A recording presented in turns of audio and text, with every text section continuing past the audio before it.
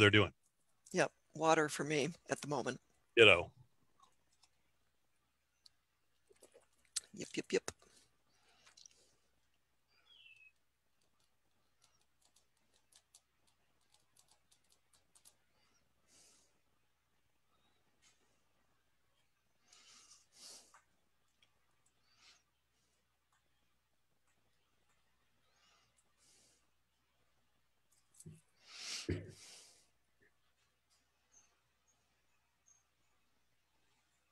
Okay, let's get this party started. Hello, everybody, and thank you for joining the Knudsen Vineyards 50th anniversary interview series, exploring the past, present, and future of grape growing and winemaking in the Dundee Hills of Oregon.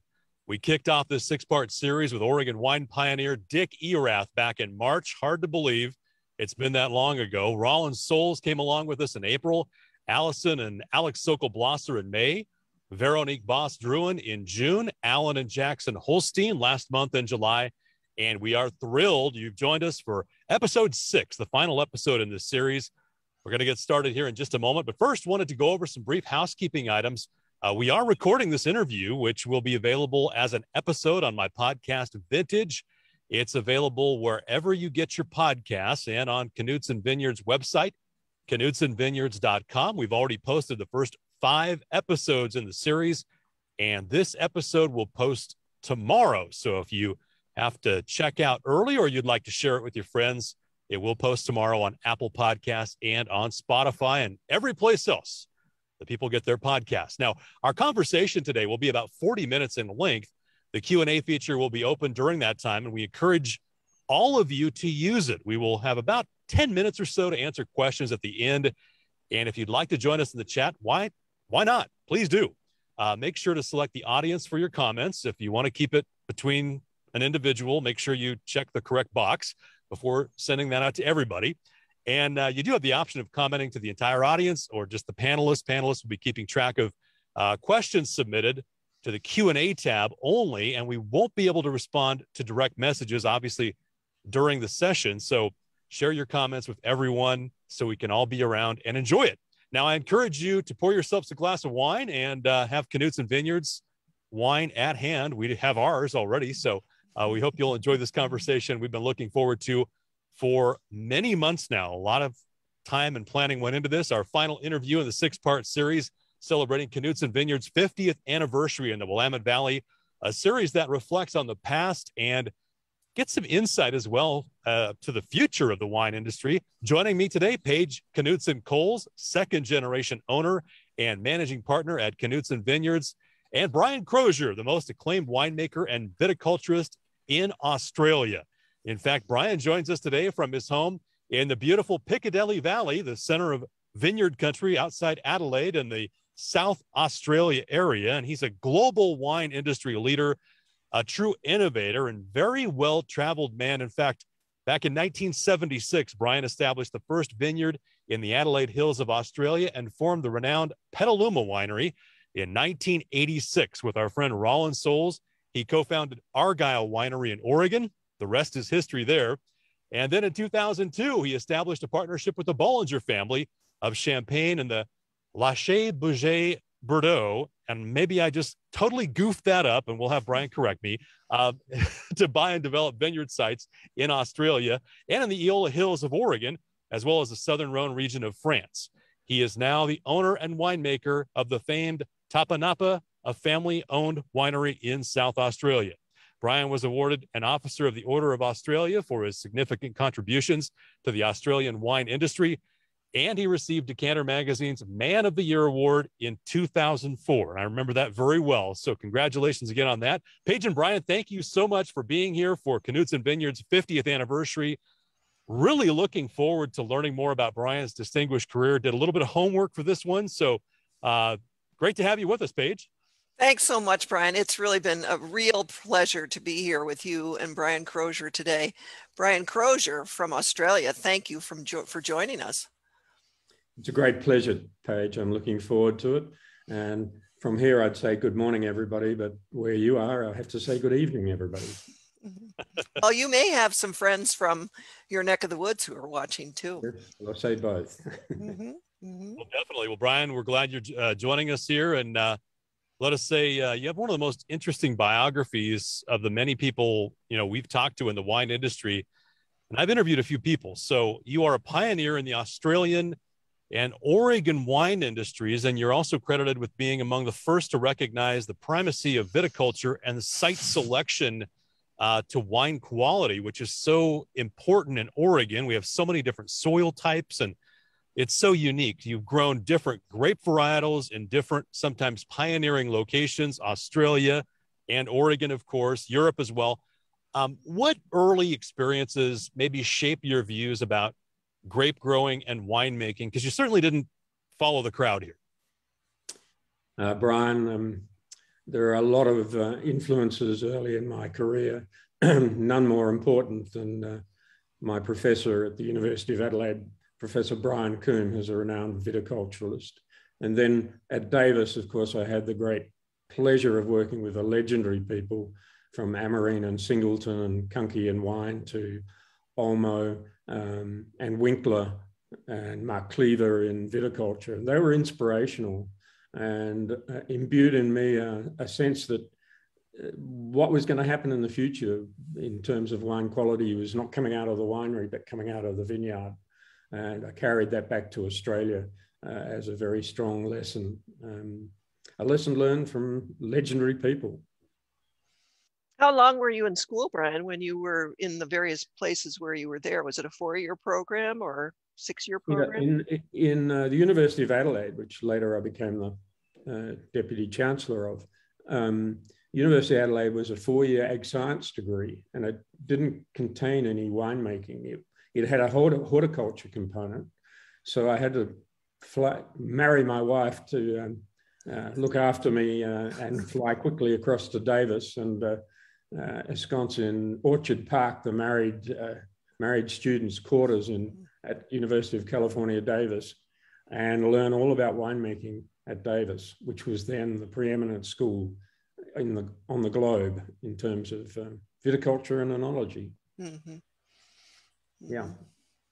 It's hard to believe 1986, 35 years ago, when you came to Oregon, you teamed up with Rollin Soles. We had him on the podcast and on the show here, and co-founded Argyle Winery, now a legendary Oregon winery, sparkling, all that good stuff. Originally, it was the Dundee Wine Company. How did you meet Rollin, and maybe tell us what it was about Oregon and the Dundee Hills in particular that brought you to Oregon to produce sparkling wine, particularly at that time, Oregon was barely on the map for wine in general, let alone sparkling wine. What was it that attracted you to Oregon at that time? Well, again, Davis plays a central role. In 1980, Davis celebrated its centenary as a campus and a research institution.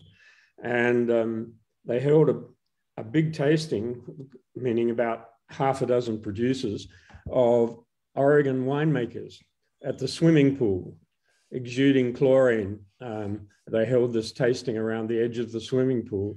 And it's the first time I knew that grapes were grown in Oregon and tasted any wine from Oregon. It's at that tasting I met Rollin Soles, the man from Texas. He was dating at Davis an Australian girl who happened to be a friend of my wife's family. And he ended up chasing her back to Australia. And because he knew me, he wrote to me and said, "Have you got a job?" And I said, "Sure." And we didn't look back from there. He wanted to come back to Oregon, and this would be about 83, I think, just after Mount St. Helens blew up. Mm-hmm. He wanted to come back to Oregon and ended up in Washington State making fruit wine, I think in Spokane.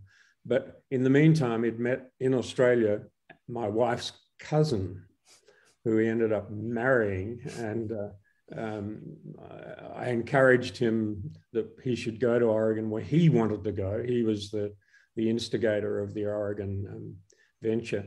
He wanted to go to Oregon to make wine. He didn't want to stay and make wine in Spokane out of apples and pears and whatever else he was doing. So Anne and I said, well, maybe we should sponsor him to be a consultant and he can become independent in the Oregon wine industry, and slowly we'd start a wine business. And that was in 1984. And I visited in 85, and I think we even made some wine in 85 at so-called Blosser. But I have to say, for all his major successes in life, Rollin Soles was a very poor consultant. He got very few jobs. So we ended up subsidizing him for quite some time before we started the Argyle wine business. Tell us a little bit about why sparkling. How did you get going with sparkling when there really wasn't that much sparkling production going on in Oregon? No, and that's somewhat accidental too, because we intended to make table wine. There's no question we intended to make Pinot Noir and Chardonnay table wine of the best possible quality. And we teamed up, this is after the formation of Argyle, we teamed up with Alan Holstein, who was working for your father as the manager of Knudsen Vineyards, in an informal way, because he was a very good friend of Rollin's. And we inspected vineyards up and down the Dundee Hills, Chehalem Hills, and even out as far as the Yola Hills. And it turned out that when we examined these vineyards in those days, many of them were in the wrong places. And those are in the right places were planted with inappropriate clones or managed badly. So it was an industry just finding its feet at that point of time and hadn't really learnt the niceties of growing table wine fruit. So we needed to do something. And sparkling wine is more forgiving than table wine in terms of the production of the fruit and the quality of the fruit. And the fruit mostly was very high acid and lower sugar. So it actually answered the description of very good base wine for sparkling wine. Meanwhile, back in Australia, I had started a sparkling wine venture with Bollinger as a partner, which ended up being called Croser. There's another long story to that. And the technology of sparkling wine I'd worked through and had achieved a really good method for it, which I was able to translate through Rollin, who'd worked for me in Australia, immediately into Argyle. So it was an accidental path to sparkling wine, but a very fortuitous one in the end. Very fortuitous, particularly for the Knudsen family. My father, Cal Knudsen, met you and Rollin shortly after the two of you established Argyle, and he had always wanted to produce sparkling. That was kind of his happy place. So he was naturally very interested in Argyle's plans. I mean, I want to call it the Dundee Wine Company because that's what it was for such a long time at the beginning. His winemaking partnership with Dick Erath was ending at that time, and you needed a reliable quality grape supply. So Knudsen Vineyards, I've always said, has become the founding commercial grape source for Argyle Winery. And if you need to correct me, I hope you do it. But I hope you don't correct me if you don't need to. To this day, we sell the majority of our annual grape harvest to Argyle, and we're happy about that. Can you describe how you and Dad met and why Argyle selected Knudsen Vineyard as its founding source of grapes? Well, it was really Rollin and Alan's friendship and the sort of professional camaraderie that developed between the three of us as we floundered around trying to find fruit to make wine, with Alan acting as an informal advisor. And of course, we knew Knudsen Vineyard through Alan and admired it greatly for its site and for the quality of the viticulture. But there was an impediment to us getting access to the fruit, and that was the arrangement between Cal, your father, and Dick Erath, who controlled the winery on the site. And every ton of grapes that would come our way was a ton that wasn't going Dick's way. So it was a balancing act both for Cal and us to keep the situation in balance. But by far the best fruit that we received through the winery door right from day one in 1987 when Argyle made its first wine came from the Knudsen Vineyard. Thank you. Wonderful. Is it true? I'm not lying when I say we were the founding source of Argyle, at least on a commercial scale basis. Absolutely. The cornerstone of our fruit intake was the Knudsen Vineyard fruit. Thank you. Good. Well, as you know, in 1990, not very many years after you guys started, my dad formed an investment group to buy 23% of Argyle. And he became chairman of the board at that time, which he loved, being chairman of the board of Argyle. 10 years later, in 2000, Petaluma, your publicly traded Australian wine company, acquired Argyle. What motivated your and Petaluma's purchase? Well, right from the beginning, the original shareholder with me in the Dundee Wine Company was a guy called Robert Chatterton, who distributed Petaluma wine, and he was a Swiss wine distribution expert in New York. And Cal and his group of very well-heeled Seattle investors, they were a wonderful group, by the way. They came in and supplied really the capital to buy Chatterton out, who'd lost interest in sparkling wine. He was only really interested in table wine. And he was investing in vineyards in Burgundy, which is a very expensive process. So Cal enabled us to buy Chatterton out, and the partnership developed from there.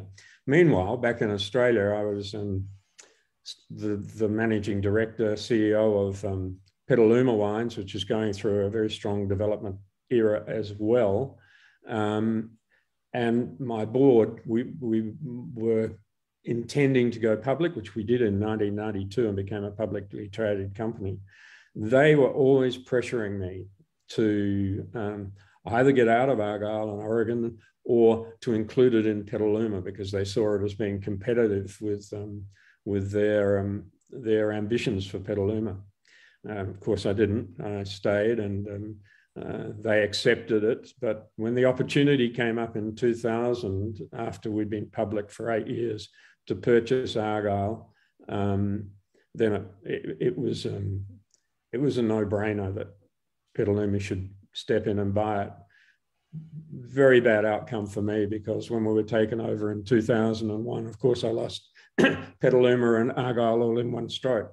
So, yeah, if we'd held on to it as a private company, it could still be involved. I hadn't appreciated that nuance, which maybe wasn't such a big nuance for you. It's kind of a big deal for you. Interesting. Well, thank you. I'd like to return to viticulture for a moment. The establishment of Argyle coincided with Domaine Drouhin's purchase of 100 acres in the Dundee Hills in 1987. Yep. The foundation of Domaine Drouhin, Oregon. Both you and Drouhin brought new thinking about viticulture to Oregon, particularly related to planting density. Could you speak to the philosophy of yours around vine and row spacing that you brought to Knudsen Vineyards? Because we very much were influenced by your thinking there.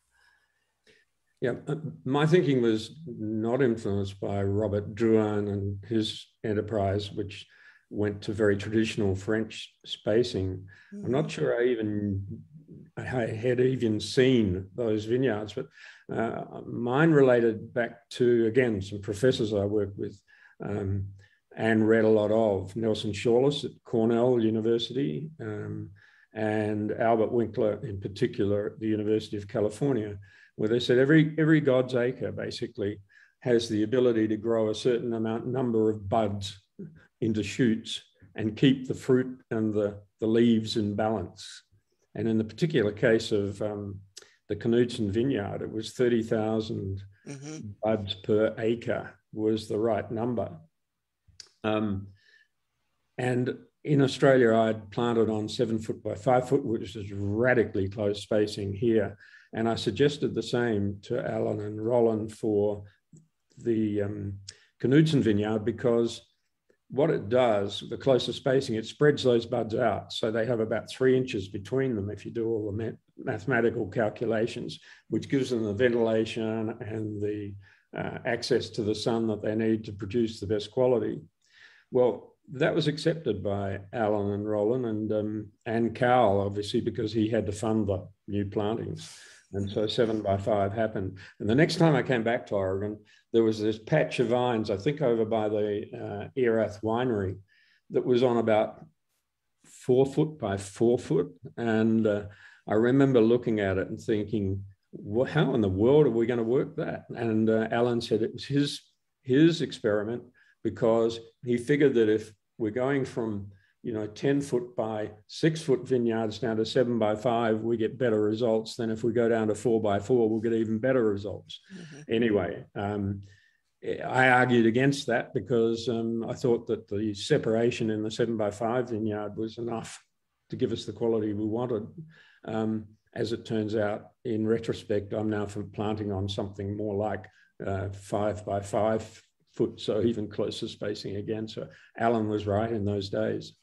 Well, and in fact, we have come to appreciate that for our vineyard, 5x5 spacing is what's optimal for us. So I hadn't heard about the 4x4 spacing.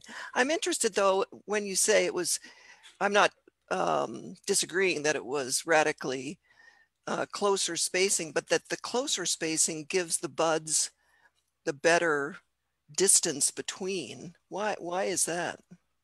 Because you have more rows. For the same number of vines, you've got a greater length of wire to put them on.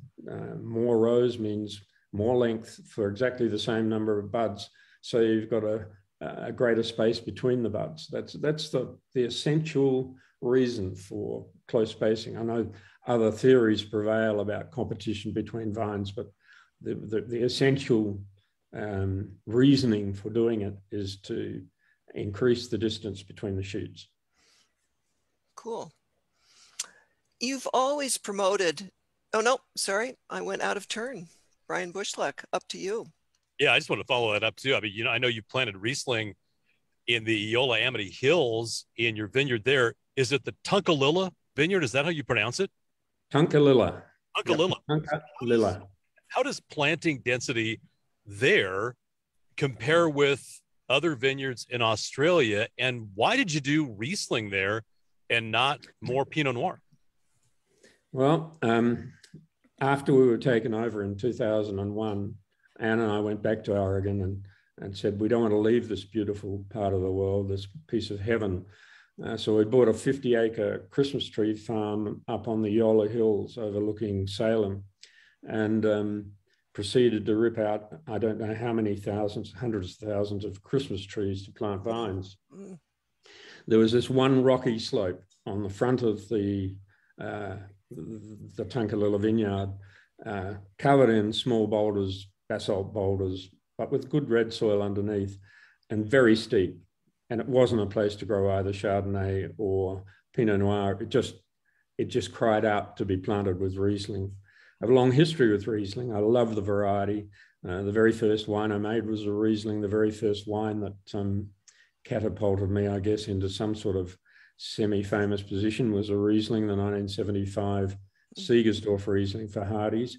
So, and the most compelling reason of all, my wife drinks about 90% of the wine she drinks is Riesling. So we were committed.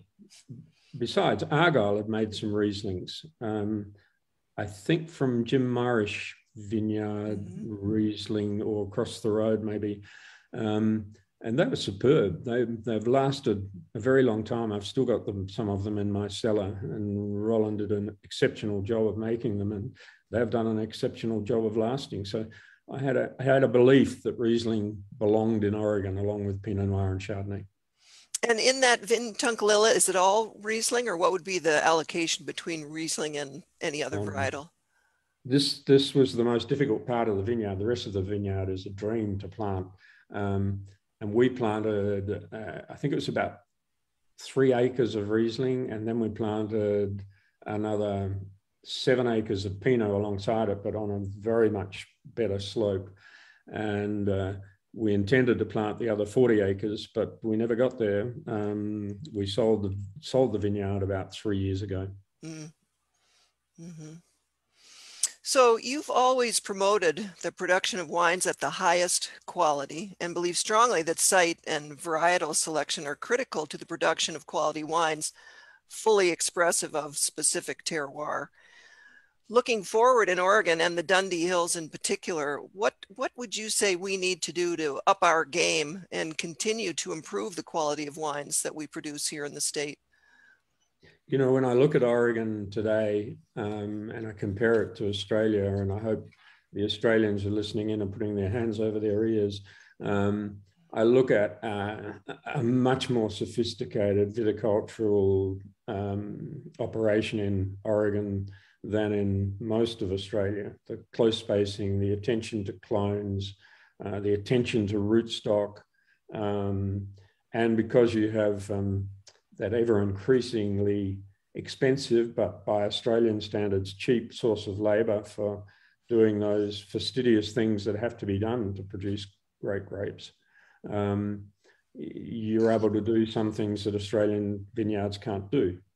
That doesn't mean it's to say that you can't do better. And I like to think about my very good friend, Jean-Michel Cazes from Lynch Bages, who has had his fifth growth Bordeaux property, Lynch Bages, which should be second, maybe even higher, divided up into little subsections in precision viticulture and treating every little subsection differently according to the soil and the climate and the aspect in that particular piece of vineyard. And he explained to me his whole ambition was to take the proportion of the vineyard that was classified as C grade and turn it into B grade, and to take the proportion that was classified as B grade and turn it into A grade and make the A grade even better. Mm-hmm. And he did that through this very careful and meticulous approach to almost managing vine by vine. And I think that's where Oregon is headed, and that's where the future advances will be in quality, because you live by your quality, not by your quantity. No, I appreciate that. It's we read sometime earlier this year that there are 17 passes by hand in a vineyard in Oregon, maybe, in a growing season. And we have 125 acres and 229,000 separate vines. Then when you look at labor costs and more machine harvesting, just trying to figure out how that's going to work going forward. Any thoughts on that? There's no way that we could afford 17 passes in a vineyard in Australia. You would be making totally unaffordable wines, even at DRC prices, I would say. I think what's going to contribute a lot to Australia and to Oregon, everywhere fine wine is being made, will be robotry guided by recognition technologies that can make decisions about pruning and harvesting, pruning exactly the right places and the right length of cane, the right strength of cane by robot, and harvesting the best and ripest grapes and leaving those that are inferior behind. That technology is not far away. I can hardly wait. No, it sounds like it. We've had one robotic tractor that's been showcased here in Oregon that I need to now, given your perspective, pay more attention to. I'm going to take this opportunity to let the audience know and to have you really understand the breadth of Brian Croser's experience and influence. As we've discussed, Brian, you're an innovative viticulturalist and winemaker, and also a successful entrepreneur and businessman. You started Petaluma, Argyle in Oregon, and Tapanappa in the Adelaide Hills of Australia. You've also been an educator, helping to establish the wine science program at Charles Sturt University. And as you mentioned before, served as deputy chancellor at the University of Adelaide for nearly a decade. And that's a commitment to higher education, which I'm sure everyone who was involved in your classes and all the things you did, very grateful for. In all these capacities, your influence on the next generation of grape growers and winemakers in Australia is unparalleled. You also brought a new informed viticulture perspective to Oregon in the late 1980s and to Knudsen Vineyards specifically, for which my family and I thank you profusely. Your training and quality philosophy lives on here through your mentoring of Rollin Soles and Alan Holstein, and through their mentoring of so many others. I want you to know that our father greatly admired your expertise, your wisdom, enthusiasm, and determination. I want to thank you for your many contributions to our vineyard and our wines, and we are proud to call you a friend and a mentor. It's a privilege to be a friend of the Knudsen family and the Knudsen Vineyard, and Cal was one of the great influences in my life. I look back on the people that had an influence on my life, and they were all givers. They're people who gave more than they received, and Cal was one of those. He was incredibly patient, incredibly determined, and a wonderful mentor. And I think in your book, almost every one of the contributors has said what a mentor he had been. So it was a privilege, accident of fate, but a privilege to get to know your father and your mother, and where you lived on Lake Victoria, looking across at Bill Gates's house across the lake. Yep. And the many scary trips we took with him to the Washington University Club. Yeah, right. Scary going there, but scarier coming back. Coming back, right. Anyway, nothing but wonderful memories, and just dealing with wonderful people in Oregon. Yeah, thank you. Yeah, great. Well, Paige and Brian, thanks to both of you for joining us. Brian, we've got a couple bonus questions for you while we have time here. You know, there are so many parallels between Oregon and New Zealand. We hear New Zealand a lot, and there's a lot of similarity there. What similarities are there between Oregon and Australia in terms of region? I know Pinot Noir, the flagship of Oregon. Tell us a little bit about the parallels between the two countries and those regions.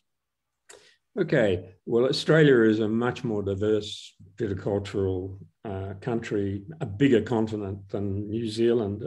New Zealand sticks a long way south of Australia into the Great Southern Ocean, so it gets that cool effect down there.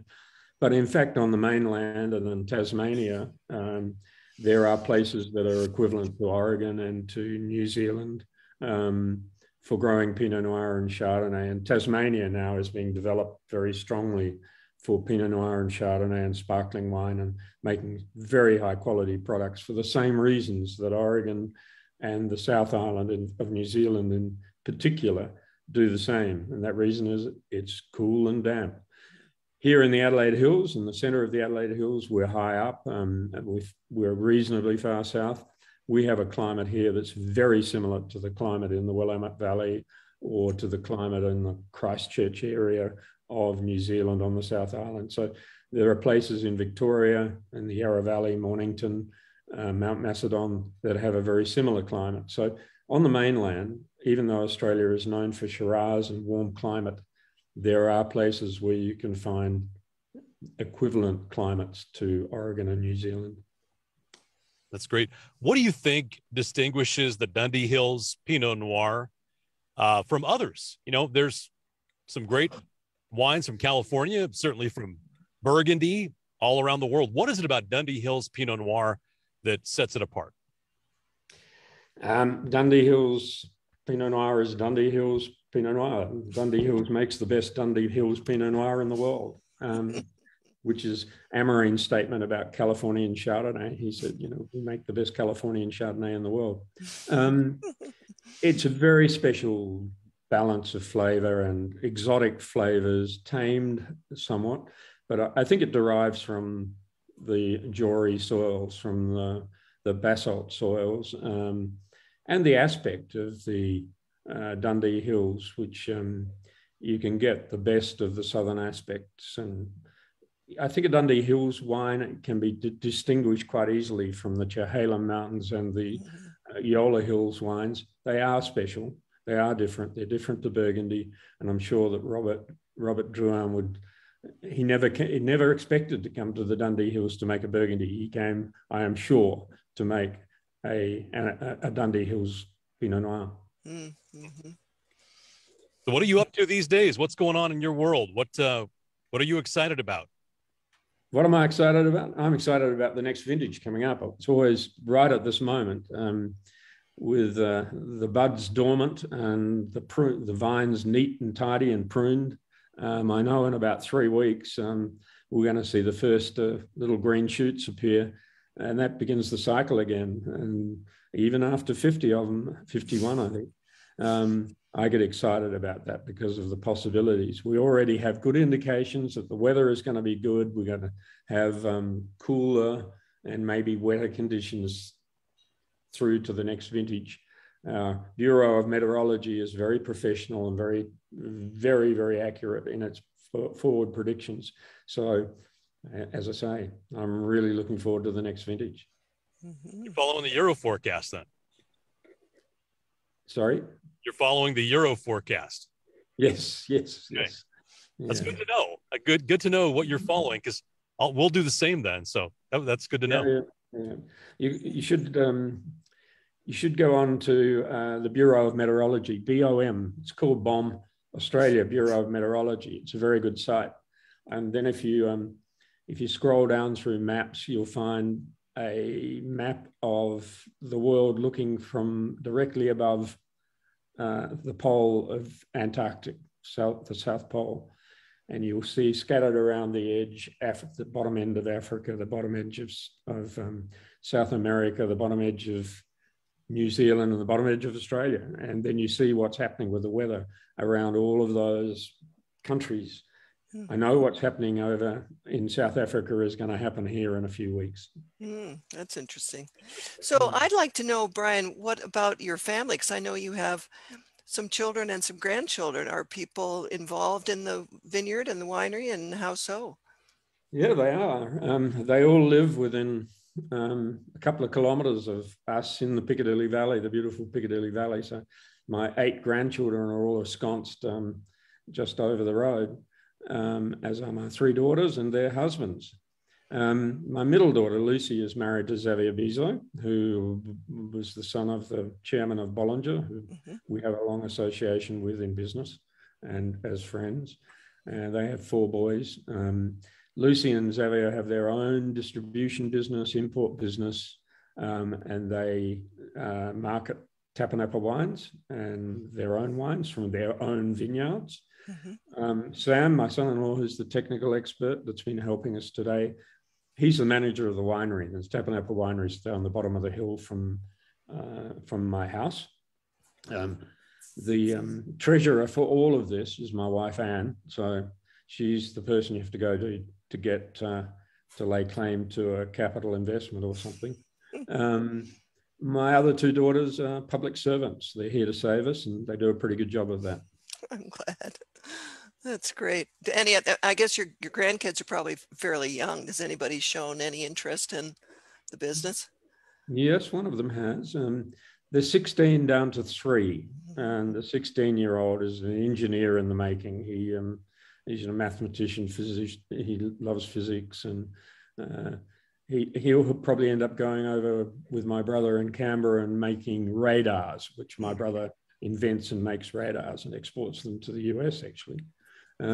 He'll probably end up there, but his younger brother is very interested in the winery, Olivier, and he's nice and strong and able. So he'll be doing a lot of plunging over the next Pinot Noir caps over the next few years. Captive labor. I know how that goes. Yeah. Well, Brian Croser, thank you so much for joining us. Paige, thank you as well. This interview concludes Knudsen Vineyards' 50th anniversary series. I want to thank the audience for joining us and participating in this 6-part series.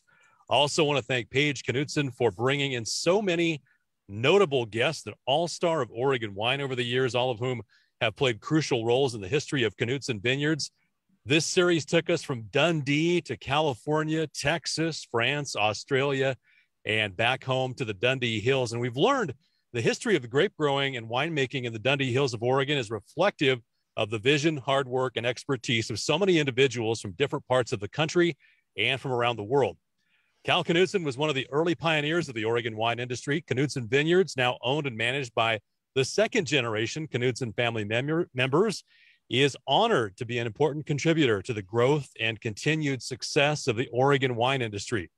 The Knudsen family welcomes you to visit their historic site in the Adelaide Hills during the remainder of their 50th anniversary year. You can visit Knudsen Vineyards for a tasting or vineyard tour with Paige herself. Really? That's pretty cool. I might have to do that. I think you might have to do that, as a matter of fact. Or for an upcoming event. In a few short weeks, more than 10 members of the Knudsen family will be in Oregon to celebrate harvest, and you are invited to join them Saturday, September 18th at the 50th anniversary and harvest celebration. Sign up for Knudsen Vineyards newsletter to be the first to receive more information about this upcoming celebration. Thank you so much for sharing some of your time with us, wherever you are in the world, and to you, Brian Croser, for spending your morning with us. Thanks to everybody out there. Thank you. Thank you, everyone. Thank you, Brian Croser, and also Brian Bushlock, who has been a really artful moderator of our interview series. It is the quality and the depth and breadth of your experience that has given this so much life and lovely information. So thank you very much, Brian and Brian. It's been my pleasure. Thank you. And thanks to everybody for joining us. And be sure to catch the podcast on all your favorite podcast platforms. And hope you can join us for the harvest coming up in just a couple of weeks. Thanks, Brian. Thanks, other Brian.